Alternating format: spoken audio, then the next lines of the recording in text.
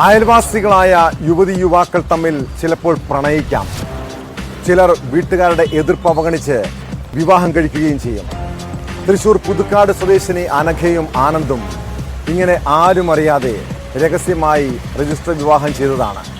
പിന്നീട് ഇരുവരും തമ്മിലുള്ള ബന്ധത്തിൽ ചില പ്രശ്നങ്ങളുണ്ടായി. അതിനിടെ ആനന്ദ് വിവാഹത്തിൽ നിന്ന് പിന്മാറുകയും ചെയ്തു. ഇതിൻ്റെ മനോവിഷമത്തിൽ അനഘ കഴിഞ്ഞ ദിവസം ആത്മഹത്യക്ക് ശ്രമിച്ചിരുന്നു. തൃശൂരിലെ സ്വകാര്യ ആശുപത്രിയിൽ ചികിത്സയിലായിരുന്ന യുവതി ഒടുവിൽ മരണത്തിന് കീഴടങ്ങിയെന്ന സങ്കടപ്പെടുത്തുന്ന വാർത്തയാണ് കേട്ടത്. യുവാവിൻ്റെ സമ്മർദ്ദവും ഭീഷണിയും കാരണമാണ് അനഘ ജീവനൊടുക്കിയതെന്നാണ് കുടുംബത്തിൻ്റെ പരാതി.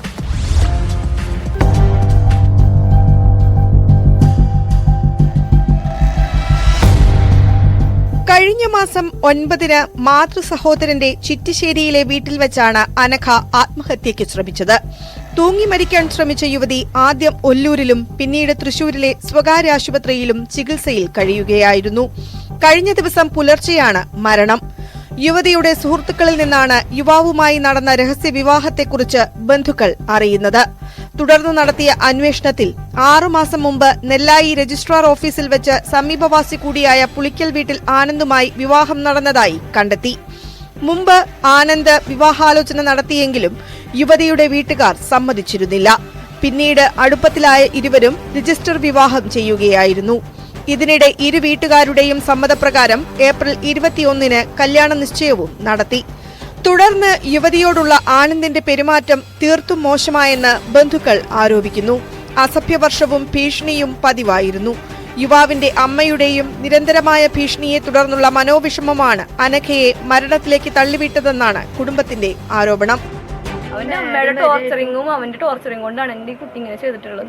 രജിസ്റ്റർ മാരേജ് ചെയ്തിട്ട് ഇന്നൊരു എൻഗേജ്മെന്റ് ഉണ്ടാക്കി അവർക്ക് സ്ത്രീധനത്തിന് വേണ്ടിയിട്ട് അവര് എന്റെ മോളെ കൊന്നു കളഞ്ഞു. എന്റെ ചേച്ചിക്ക് ഒരു ജീവിതം ഉണ്ടാക്കി അവരുടെ സ്വപ്നങ്ങളൊക്കെ കൊണ്ട് കളഞ്ഞിട്ട് അവരെ ഒന്നും ചെയ്യാൻ പോലീസുകാർക്ക് പറ്റിയിട്ടില്ല. ഇന്നലെ 1 മണിക്ക് മരിച്ച കുട്ടീനെ ഇന്ന് നേരമായിട്ടും ഞങ്ങൾക്ക് കിട്ടിയിട്ടില്ല.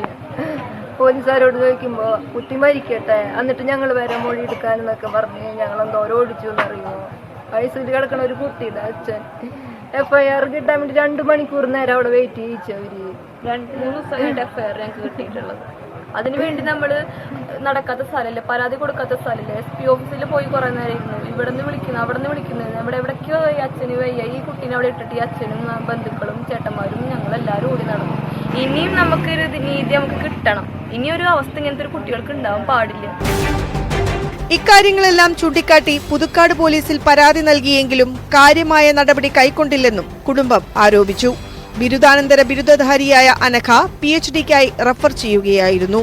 അനഘയുടെ മരണത്തിന് കാരണക്കാരായവർക്കെതിരെ ശക്തമായ നിയമ നടപടി വേണമെന്നാണ് കുടുംബത്തിന്റെ ആവശ്യം. സംഭവത്തിൽ യുവാവിനെതിരെ കേസെടുത്തതായും കൂടുതൽ അന്വേഷണം നടത്തിവരുന്നതായും പുതുക്കാട് SHO V സജീഷ് കുമാർ അറിയിച്ചു.